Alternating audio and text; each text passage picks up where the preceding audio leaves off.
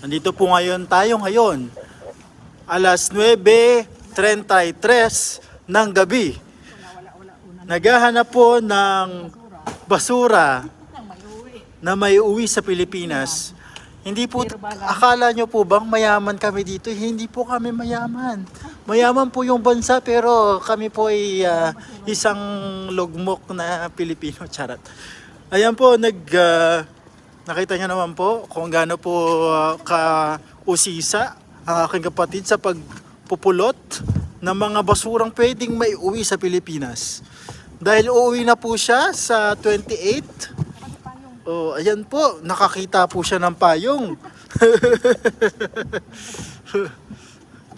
Yan, please like, share, and subscribe naman po. Yan mga kabayan. Please like, share, and subscribe.